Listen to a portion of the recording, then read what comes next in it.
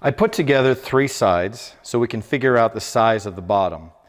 So it's pretty simple to figure out, honestly. The bottom goes into the groove. The groove is about 1/4 of an inch deep into each piece.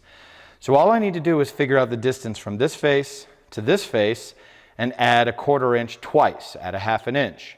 So I put it together. Truly, I can just hook it there, but I wanted you to know where those measurements are coming from. That is 6 3/4 plus 1/2 inch would be 7 1/4. Okay? Now the other way we do it is exactly the same way. If I just pull one of these off, and those dovetails do hold pretty well, I can hook it on the inside of that, go to the end of that, and that's 18 3/4, and again add 1/2 inch, and I'll get 19 1/4. We'll cut a bottom to those sizes on the table saw, see if it fits. If there's any gaps, we'll tweak it from there. We're going to cut our bottom now. The first cut, I just found this in the scrap bin underneath the upcut saw. Just ask me if you're having trouble finding some of this melamine. So we need to cut it 19 1/4. Right there, and cut length.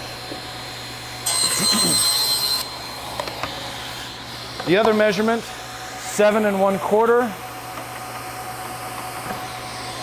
and then cut your width. Now go see if it fits in. If there's any gaps, then we'll take a little bit more off as needed. Now we get to see how this fits together. Now because I didn't actually go through with these, putting it together is a little bit more tricky than usual. What you kind of have to do is stick it in both of these ends first, like that, and get that in there.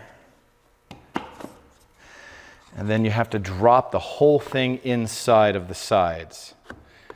There are other ways to do it, but I found that this is probably the easiest way. There, if it doesn't quite go in the groove, you may have to give it a whack with your hand or a little mallet. Just be careful if you hit it here. This is going to mushroom out and get wider. It's going to be harder to put that on. So I would use my hand. Then hopefully this just slips on as well. There. Now, I mean, that's together. It's not coming apart. We need to look for gaps. If this is too big, then width-wise, if it's too wide this way, you're going to see gaps on the inside. I just push together and I don't see any gaps. I push that together. I don't see any gaps on this side either. If it's too long, the gaps are going to be here, probably down where the bottom is. And a little push, and I can already tell there's no gaps there. It looks really good.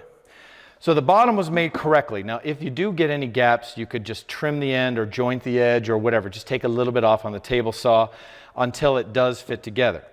But we're not going to glue this together until we get the handle finished. It's difficult at best to get the handle to go all the way through and then in the other side. So we're going to hold off on this until we get the handle ready.